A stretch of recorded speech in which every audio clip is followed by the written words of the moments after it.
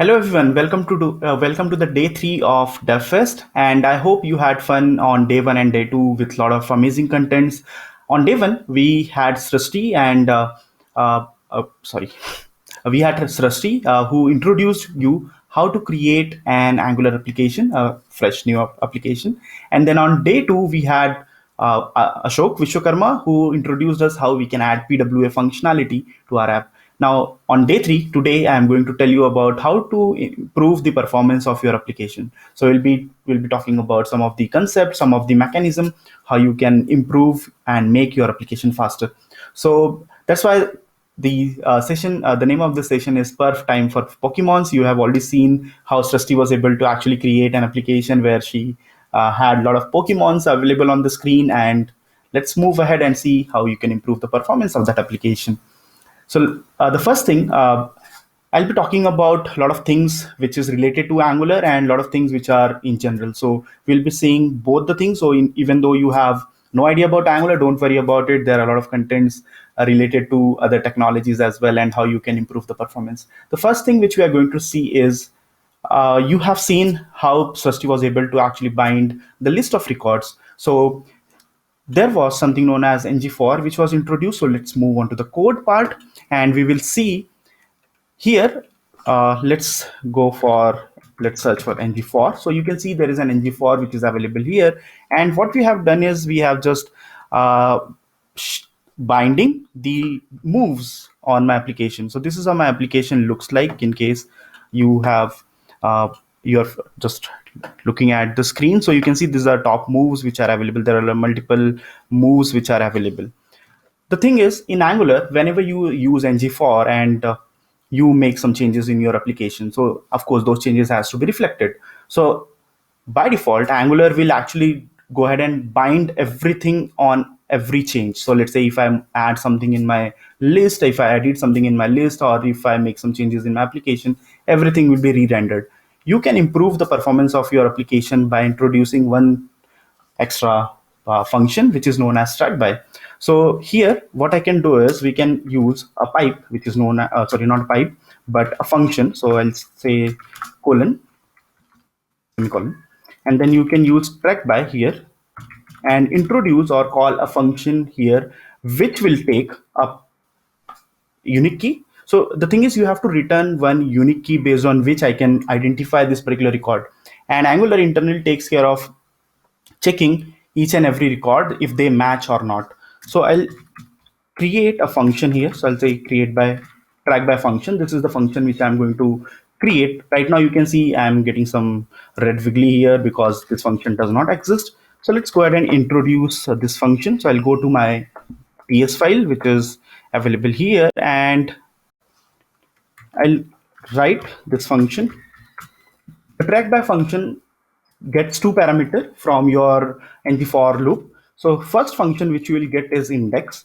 So you will say, okay, this is I, which is type of number because this is number. And the second is actually we are going to get each and every record. So for first loop, I'll get first records. For second loop, I'll get second record. So it will be in case this is details dot moves, I'll get moves here, which will be, of course, right now we don't have any interface available in my application, so I'm just making it any, and then we have to return some unique key. So let's see what is the unique key here. So you can see we are using actually move.move.name, and if I go through the code as the application again, you can see the name looks unique to me. So I can just go ahead and use interact by function. I'll go ahead and say return. I'll change this to move because it's a single move dot name. Okay, so this is what we are going to do in trackby. So now we have introduced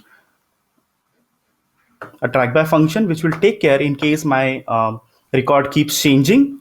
So you can see it still works. So this is something which you are not able to see any impact here, but in case you have a lot of edit add which is going on list of data you should go ahead and add this ng for with track by. In other if I talk about other technologies, for example in React, whenever you use a map function to create multiple let's say ULLI, it also asks you to actually give a unique ID to that. So this is somewhat related to the other technology, which is React. So the first thing which we have introduced now is track by. So now, in case something has changed, only in that case your list will be re-rendered. Otherwise, Angular internally is smart enough to identify, okay, this row remains same, so it actually checks the previous value and current value, and if something has changed, only then re-render, otherwise keep it as it is. So this is what we are going to achieve using track by function. You should always implement track by function wherever you have ng-for. Keep that in your mind. So now we'll move on to the next concept. So now we are going to talk about the second important point in improving your performance. So let's move on to next slide. And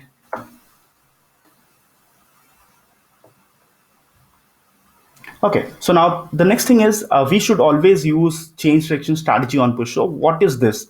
Remember, all the technologies which we have, for example, if I go to React, Vue, even Angular, or any other your client side frameworks which are available, they have to somehow detect the changes which are made by you and then re-render it. Angular internally uses some mechanism called change detection strategies. By default, the way Angular works is, so I'll just show you the next slide, which is available here. You can see this tree. So what we are doing is, in component architecture, what you have is you have list of components. So they have like parent and child relationship. You can see here app component is my parent, and then we have a component A, component B, and then A component can have again some childs, and then B component can again have some childs. Let's say a C component, which is child component of A, makes some changes, like there is some event which is fired. So what will happen internally? Angular will actually go ahead and ask.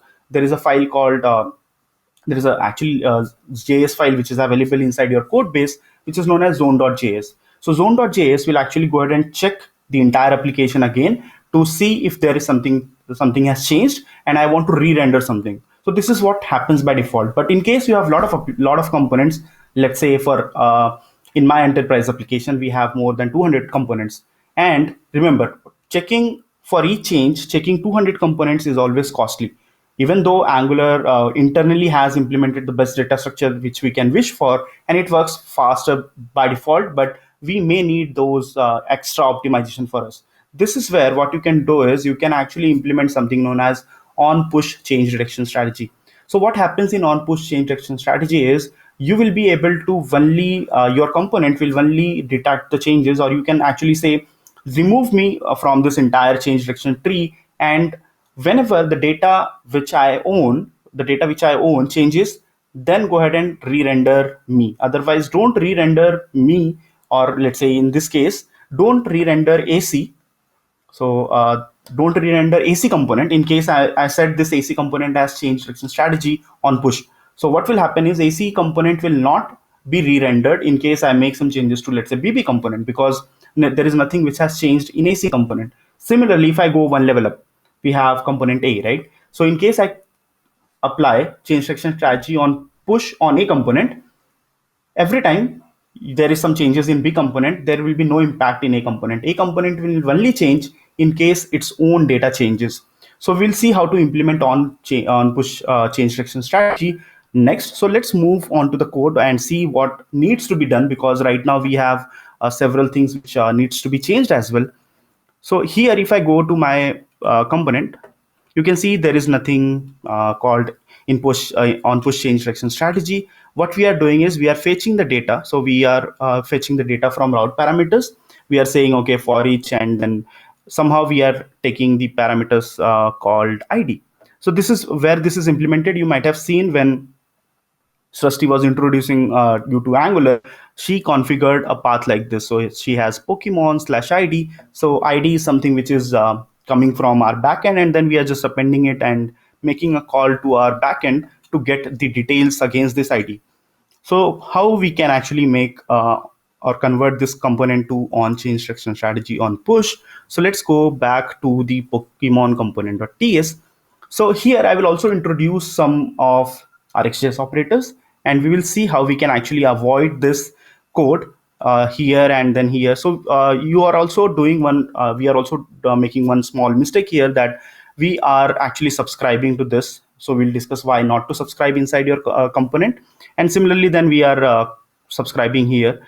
I don't need this particular method. So what I will do is I will just comment this out if possible. Yep. So I'll just remove this particular function. I'll just go ahead and comment this, and little bit of code refactoring which will be required. So I'll just remove this about, and let's see if I'm using it somewhere. Yes, I'm using it in my template. So let's close this file. I want to open the HTML template, and you will be able to see, okay, there is something known as shape where actually this is being used. So this is fine. We will refactor it later on. Right now, let's go ahead and see your Pokemon component and how we can actually convert this to change direct and strategy on push. So first thing which I'm going to do is I'm going to remove this code, and I will write it in a way that you will get this data from using some RxJS operator. So here I'll say, okay, this is, let's create an ID parameter. We do already have this ID parameter. I'll convert this to observable. So I'll be using, as I said, I'll be using some of the observable or RxJS functions or RxJS operators here, and I'll convert this to observable. So I'll say, okay, this will be observable of string, and observable is something which will come from Angular, RxJS. So here we have RxJS, and then we are using this ID as we will just define as a parameter, or sorry, a property. So here I'll just go to this line, and now I'll use this dot ID, and I will try to fetch the same thing which we did here.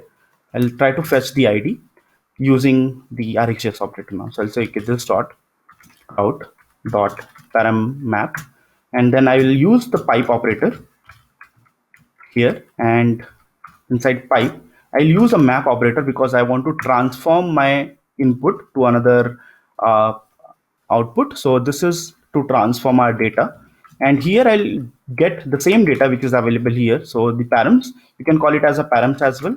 So let's call it as param, and now inside this I'll return param dot get, and I can pass which property I want to access. So I'll say, okay, this is ID.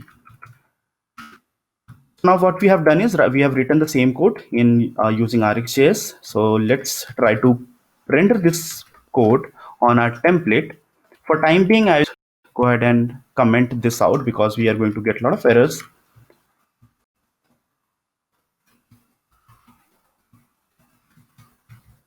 And here now we will use the curly brackets. This is the way to bind your data. So I'll say ID. Now, once you move on to this code where we are not manually subscribing, so we'll see what is the advantage as well. But here you can see I'm not subscribing manually here. In day one, Srishti introduced you to why to subscribe, because until and unless you don't subscribe, you will not get the data. Then how to subscribe here? So in Angular, you have a pipe called async pipe, and by using async pipe, what it will do is it will subscribe to this particular stream of data which is coming, and it will automatically unsubscribe to this stream of data as well. So you don't have to handle the subscription manually. There is an thing, I mean, this is also related to performance. The reason being, in case I subscribe to any stream manually, I have to always make sure that I unsubscribe to this stream. In Angular, it can be easily taken care by using this async pipe. So once you use async pipe, Angular will automatically subscribe and unsubscribe once you have actually destroyed this particular component. So let's go ahead and see our application. You will be able to see this too, which is really small. Let me just move into just add h1 here, and then I'll move this data, and you will be able to see this ID which is available. So you can see the ID2 is available for me right now, and this is the same ID which we are getting here. So now what we have done is we have converted this stream to actually using RxJS operators. We have actually converted this so we can use it as an async pipe. Similarly, I can do it for this as well for details. Let's see how to do it. Now, as we have this first stream available, I'll just go ahead and convert this Pokemon the property which is available here. So details. So I'll just convert this details as well to observable.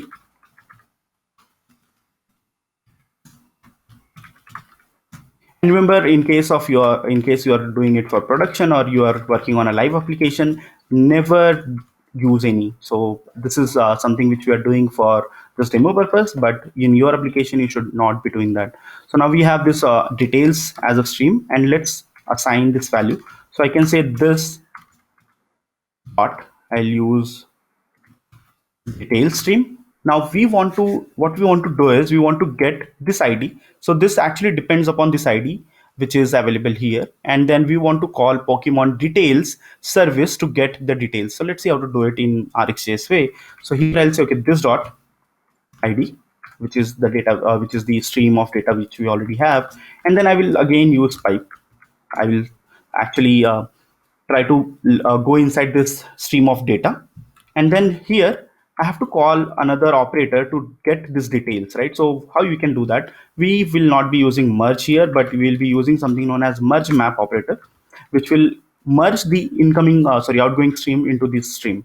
So here I'll say, okay, this is where I'm getting ID, which is type of string, and now here in merge map, we will call the method, which is this method, this dot Pokemon dot details. So I'll say, okay, this dot Pokemon dot details, and then we will pass this ID which we have received from the ID stream to this. So let's go ahead and see what you get into the details. So I'll just uncomment this code as well. So now what we have done is we have removed this manual subscription, and now we are going to subscribe this using async pipe. So let's go ahead and see the template part, and here I'll use a pre-tag. Pre-tag actually displays this data nicely in as a formatted data. So I'll say, okay, this is pre, and then you have this details pipe.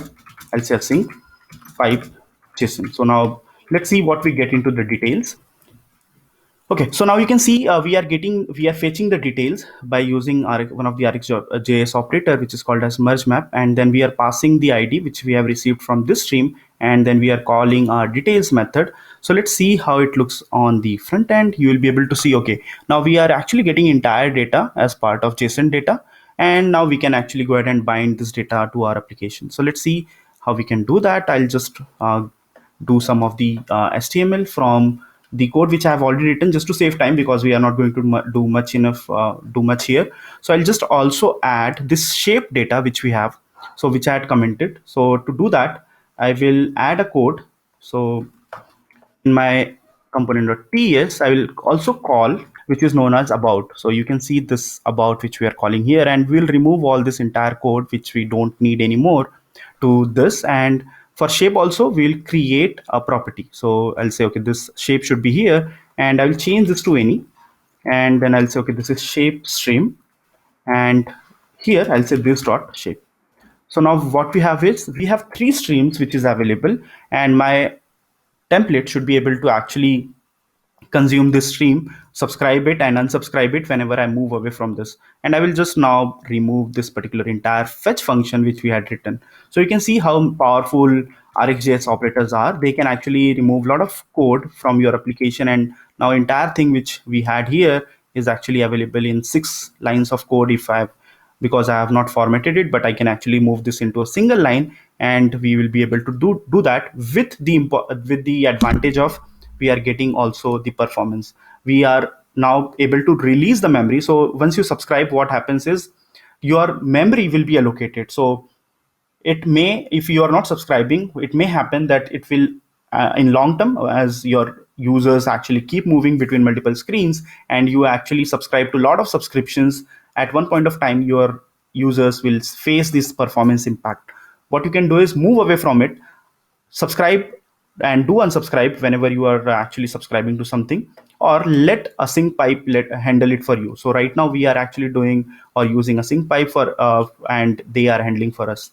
So I'll just go ahead and display the shape as well. So I'll just go ahead and say, okay, this is free, and then this is shape stream, and pipe, this is a sync, and then this is the JSON pipe, and you will be able to see the shape data as well. So this is the entire data. You can see we do have a lot of data available here because it gives you a lot of records. And now let's move this, and now let's see how to handle it inside the template. I'll just remove this code. We don't need it anymore. This was just for display purpose. Now we have to change this entire template. For that, I'm going to write a code here which looks similar. And rather than actually subscribing or doing manual subscription and then showing some data, we are using ngIf here. So I'm just converting the stream to an property called data. So this is VM model, view model. So in other technologies, we call it as view model. So what I'm doing is I'm converting all this data streams to as data. So I'm just using an alias name as data, and wherever I need to bind it. So you'll see in binding, now I have changed everything to data dot property name. So this is what we have done inside our template. And let's see the application, how it looks like. You will be able to see, okay, now this looks really nice, right? So you have entire data which is available for us using async pipe, using the less number of lines of code. And the important thing is we are actually unsubscribing whenever I move back. Actually, we are unsubscribing to entire stream, so we don't have any performance impact here.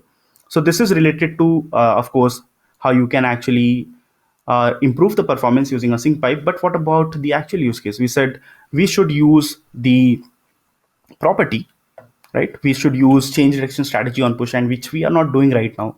So now, as we don't have any manual subscription here, and I can remove entire code, I can actually convert this entire component. So I'll just remove the unused imports as well. I can now convert this entire component to change direction strategy on push. So we'll just say change direction and then change direction strategy dot on push, because it knows about its data. So, and anyways, we are not receiving anything apart from this ID, which we are doing via stream. So it does not, no one else can actually change the data. It knows when my data is going to change. That's the important of using streams. So now we can actually go ahead and see, and this still works. So I'll just go ahead and check any one of the records. So let's see another record, and everything still works. So now what we have done is we have removed this component from the change direction tree or change direction check, and it will only go ahead and make changes to itself once it has this stream of data available. You can also do it like in case you are passing some data from one component to another component. You can also use it while you use input and output. That is also possible. That's the actually basic use case. In most of the time, you will have a reusable component with input and output properties. Remember one thing: you should not make much of changes, or you should not write a lot of logics inside your reusable component where you have input and output property, but they can be avoided in case I am just dealing with the streams. And I can just convert my component to change direction strategy on push, and while taking the advantage of the performance it or sorry, or performance gain, right? So this is what we are doing here. Now let's move back to the slides. So let's see what is the next thing which we need to do here.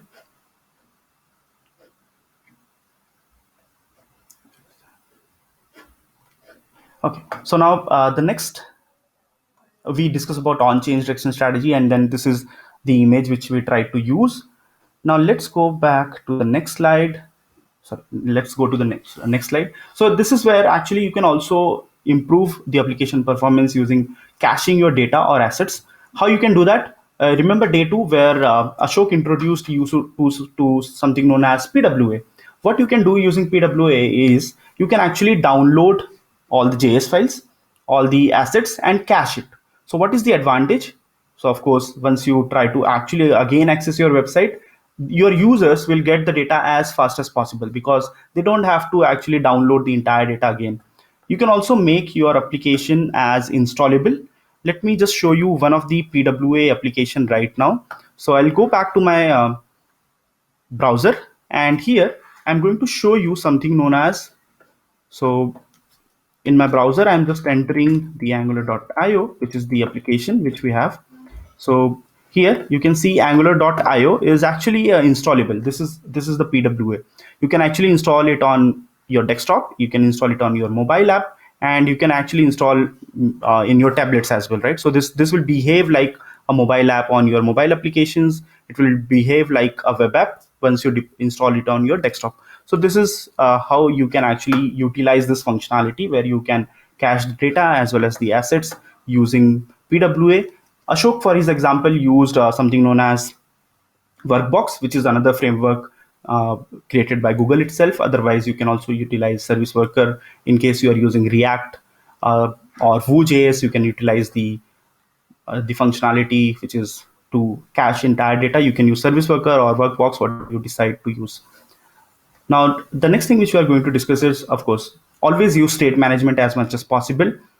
State management lets you avoid all most of the API calls. When you work on the enterprise application, what happens is you will end up writing a lot of code to fetch the data, edit the data, delete the data. There will be a lot of operations which will be happening, and there will be times that your application may need to access each other's data, right? So there are features which may need to access each other's data. For example, let's say you have a login screen, and now once you log in, you need to preserve that login information somewhere.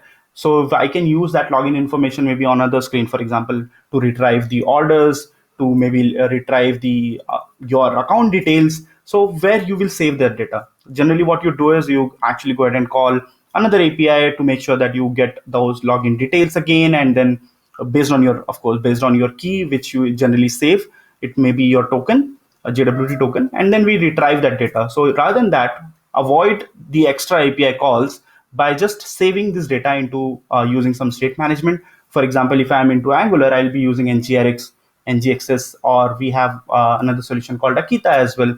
Akita can be used inside React. In React also, you have multiple solutions. For example, in React, you can use Redux, or you can use the other frameworks which are available, or other libraries which are available for state management. Similarly, if I go to Vue, Vue also has something known as Vuex, which is also for state management. So these are the different libraries which you should use. I think this is the one of the most important aspects of like front end technology, that whenever you have a lot of data flying around in your application, go ahead and implement state management from the day one.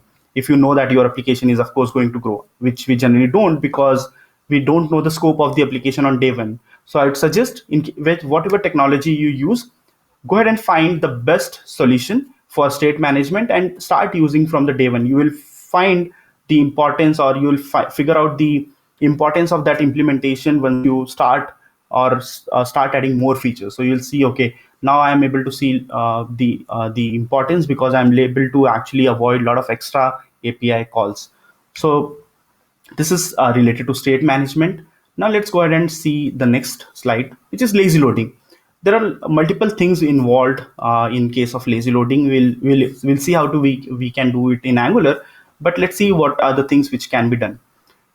Always, a lot of browsers, the latest browsers, for example, Chrome and Firefox, they support a tag called lazy loading equals to lazy for your images. Always try to lazy load the images if possible. In case you are supporting older browsers, I think there are polyfills which are available. You can actually go ahead and do that for the older browser as well. Use code splitting. Code splitting is the functionality where you actually download some code on demand. So it's like you will be entire application will be will be splitted into multiple chunks, and then based on what part of code you need, you can actually download that code on demand. So let's see this functionality in Angular. In Angular, you can do code splitting by using. So I'll move to my code now, Visual Studio Code, and here. So let's say this Pokemon details, right? So this Pokemon, right now what happens is when I go to my application, let's go back to the browser. And if I go to the browser, and here, if I click and say inspect, and let's go back to the list. Let's go back to the network, and here I'll just click on all and refresh this application. You will see the entire actually code is actually served to you once you run your application. So you'll find something known as polyfills, you'll find something known as style, you will find something known as runtime, and there should be a main.js as well. So entire application is actually bundled into few files, and those files will be downloaded every time. You can split this Pokemon. Let's say this Pokemon is only available once you click on any of the records, right? So this is the time where it is downloaded. What we can do is, using lazy loading, we can actually delay the loading of this particular code, and let's do that. So first thing which we need to do is, I will go to integrated terminal. Here I'll create a module, so I'll say ngg, or let's do cd dot dot and say ngg. I'll create a module called Pokemon. So it needs a separate module in case you want to lazy load this particular module or the particular code base. You can also do lazy loading of components, which is available, and one of the hidden feature of the Angular IV, which is still not available, but you can actually go ahead and use it. It's an experimental feature which is available, and in older days we can also do the lazy loading of components, which, but in that case actually your component will be already available, so it's not actual lazy loading. So now we have this particular module available here, and what I also needed is, I wanted to have a routing module available. So I'll say okay, --- routing, and I will say --- sorry, spelling mistake. So you can see what I'm doing is, I'm passing an extra flag called --- routing. So why we are going to use this routing file on day one of this application, or day one of DevFest, you might have seen this particular code base, right? So where you actually add all the routings which are available inside your application. Using this --- routing flag, what I can do is, I can create my feature module. So this is called as feature module, and your feature module can have its own routing module as well. So here for feature modules, we use something known as for child.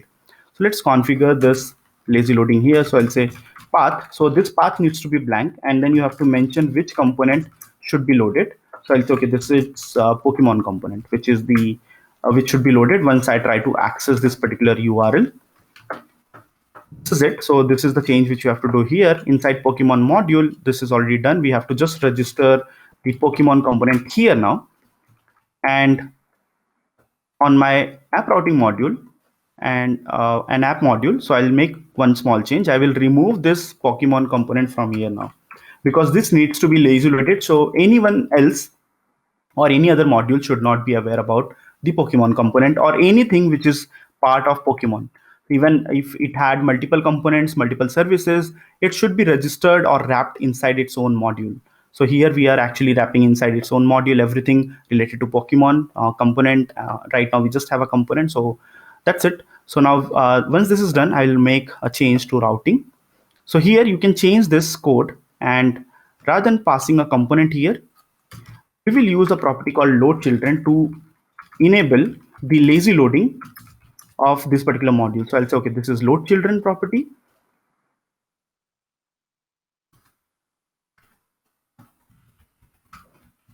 And here I'll say I'll use something known as import statement, which is available. Then you will pass the path of Pokemon module. Remember this. So you have to pass and select Pokemon module, and then you will say okay, from this particular file, go ahead and load the Pokemon module. This is it. So now we have configured the lazy loading here as well, and you will be able to see once you build this application. So let me just check what is this.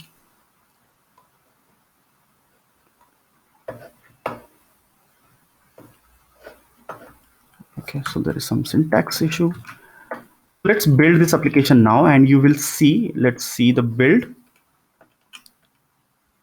you have here. So if I go to this build, you will find a separate Pokemon module.js file which is created.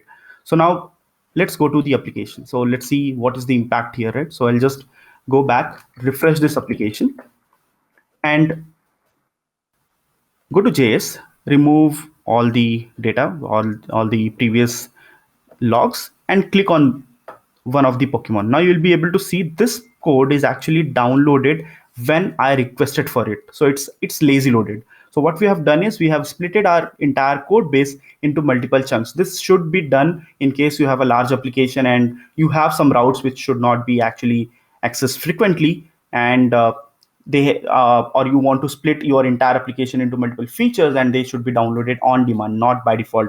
There are multiple solutions to this. You can also use something known as guest.js. Guest.js is one of the library which is created by Minko. Minko is one of the developer advocate inside Angular team, and he implemented that. In case you are using uh, Google Analytics, so it connects your application to Google Analytics, and it will collect the user information, and based on the user information or user interaction with your application, it can guess which route should be loaded next with, and you can keep all the routes as lazy loaded routes. It will actually do entire analysis and download it for you. It can also guess which route will be loaded or will be accessed next. So that is also possible. So this is what you can achieve using lazy loading. Now let's move on to the slides, and we will see the next thing which we can implement. Use ES modules. So what is ES modules? In older days, we had multiple types of modules which is available for JavaScript. So you have something known as system.js, we have something known as common.js, we have AMD, UMD. So these are different types of modules we have. For your web, you should always use something known as ES modules. So the reason being, ES modules are tree shakeable. What you mean by tree shakeable is the tools like Webpack and Rollup, which we are going to see next, they can actually see which part of code you are using, and they will bring that part of code inside your final bundle. So that was what they offer. So always rely on ES modules. Use defer or async for script. So in case you are including a JS file inside your index.html, for example, let me just show you my index.html. Let's move back to the code base, and here you will find, so in index.html, right now I'm not including any scripts here, but there might be chances that you may need to include some scripts. For example, Google Analytics, right? You may need to include that. So you can use two different types of properties, or you can say two different things on your index on your JS files. In case you are including any, you can either defer it or you can use load it asynchronously. In defer, what you do is you can actually defer the entire loading of your script until unless your application is actually responsive, right? So it becomes responsive and your users can use it. So use defer. Asynchronous, it means you don't you need that scripts to be available. In defer, the script does not matter. I mean, it can be loaded later on because they are not required to run your application. But in async, it is required to run your application, but it can be asynchronous. It doesn't needs to be loaded before your application is ready, right? So in that case, you can use asynchronous. So let's move back to the slides part now. And here we will see the next. Sorry. So let's go to.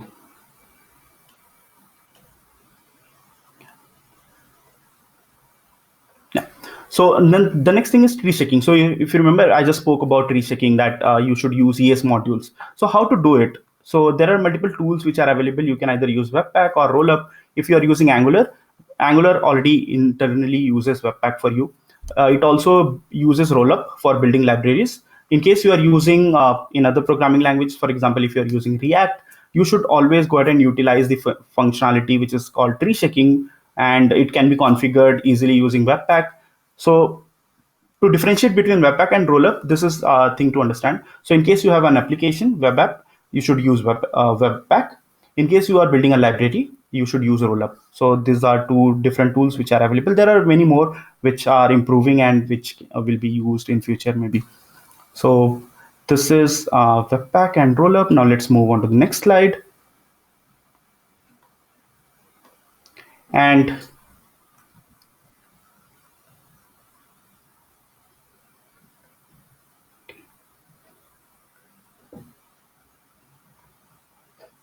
okay, and in Angular context, you should also include this few extra things. You should always use tree shakeable providers.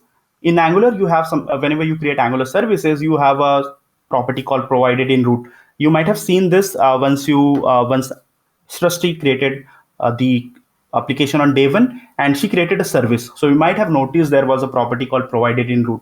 Always use that provided in root because it makes your services as tree shakeable. Use strict mode. This is a new flag which is available in Angular 10.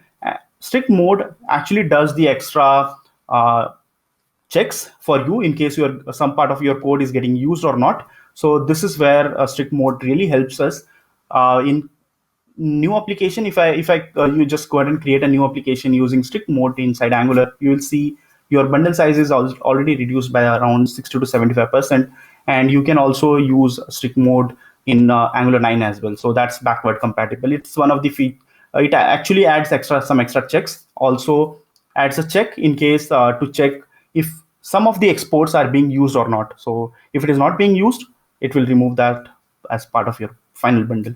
Use ES module, which is already mentioned. You should not use common JS modules. Remember that. Now, you can also, in case you have your own Angular library, which is a huge library, you should try to use tree stackable libraries. So what you can do is you can configure something known as secondary entry points inside your application, and using secondary entry points, it can take or import only things which are needed. For example, to give you a recent development example, Angular material. So if you see after Angular 8, Angular material imports have changed. So in case I'm just importing table, so I have to say Angular slash material slash table. The reason being, I will get only code related to table inside my bundle or my final bundle. So you can also configure your library to use secondary entry points and make your Angular library as tree shakeable. This can be applied to wherever you are using ng packager. So yep.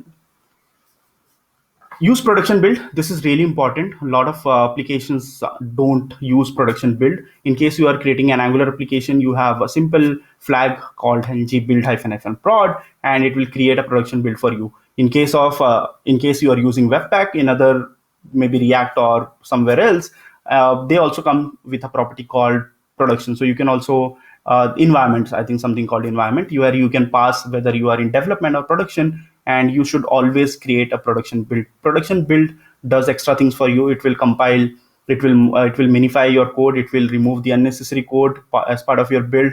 So those extra checks are done once you create a production build.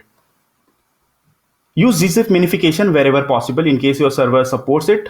For example, if I always use Netlify, which already does the gzip minification for me. It reduces the size by a lot. In case you have a server, just go ahead and check if gzip minification is available there or not. Try to use it. It reduces your bundle size by a lot.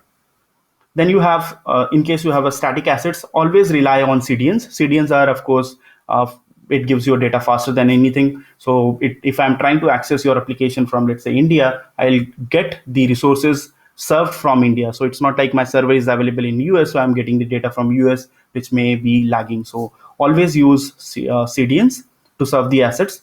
So these are some references which I have added as part of this slide. You can go ahead and use this links to learn more about the performance. So you can also use web.dev. Let me show you one small thing using web.dev. So I'll just go back to my application or browser. So where I'll show you web.dev. So I'll just move away from my application. This is web.dev, where you have a lot of things to learn. You can learn about Web Vitals metrics. Web Vitals is really important here. So I'll just show you test my site. So this is one of the functionality which is available, which uses something known as this tool, which is called as Lighthouse, which is already available inside our dev tools. And here it is using the same. So I'll move.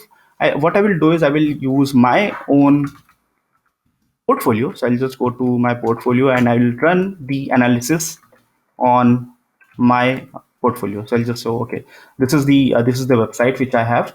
And once you run the audit, it will give you some statistics. It will give you performance. It will give you accessibility. It gives you best practices or SEO in case. So you can see my performance is somewhat around 57%. Then accessibility is 95, best practices and SEO. This is not it. It also gives you the data which can be improved. So it says, okay, your first content full takes 2.87 seconds, which is really bad. Your site should be loaded within a second. And then time to become interactive is 7.4 seconds. Of course, if I have to wait for like 7 seconds to interact with a website, I will probably leave. And it gives you the data or gives you the links which are impacting your application. So let's say here it says this is actually high impact, And what it says is remove unused JavaScript.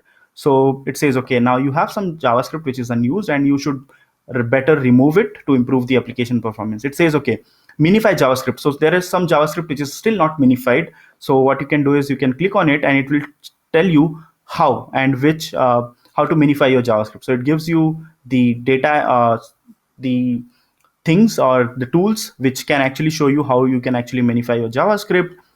Similarly, I can go to the best practices, the SEO. So it says, okay, this document does not contain any meta description. So you can go to your application back, add the meta description, come back, check your stats again. So this is something which is continuous process, right? So your application will increase in the future, but always try to check the statistics of your application by using this tool. You can directly use it inside your application by using this lighthouse option which is available, or you can just go to web.dev, click on, this is something which is available on your homepage, enter your website and see, run the audit and see what needs to be improved. This is where I want to also add one more thing. In case you have images, try to use the latest image format, for example WebP. For here I already use the WebP format. If I inspect this particular image, you will see it has an extension of WebP, so which is actually much smaller than your JPEG or PNG, right? So you should not use those images here. And in case you have any large JavaScript, for example, if you are using any if you are using CommonJS modules inside your application, it will also give you the statistics. Okay, this is CommonJS module, this is really large, and you should go ahead and use some ES modules. Maybe in case I'm using see some other date library, it will guide me to use date FNS, which is a much smaller library available. So these are the things which you can include, or this is how you can improve the performance of your application. And in case you have any more questions, you can always reach out to me on social media. I'm available everywhere with the handle called Santosh Yadav Dev. And hope in case you have any more questions, I'm still available in chat and you can ping me. We can have a chat about in case you are facing some issue in your application and you want to see how you can improve the performance. Yeah, sure. So in case you have any more questions, I'm still available in the chat. So I'll be available for a few more minutes.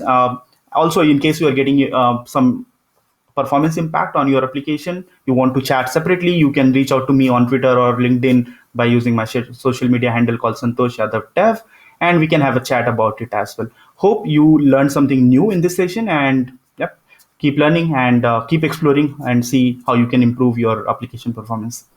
Thank you.